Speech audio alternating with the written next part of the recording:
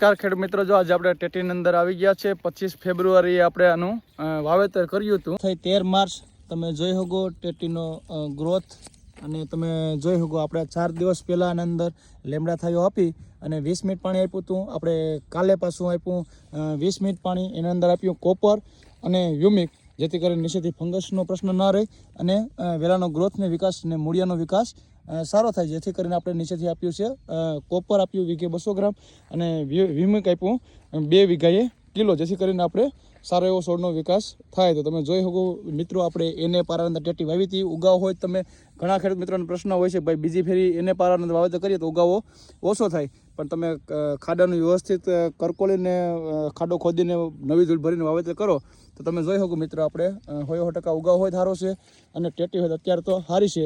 અને આપણે આગળ આપણે વિડીયો મળતા હોય એટલે હું કઈ રીતના આપણી ટેટી થાય છે. તો મિત્રો, આવા નવા વિડીયો જોવા માટે અમને ફોલો કરો. જય હિન્દ, જય ભારત.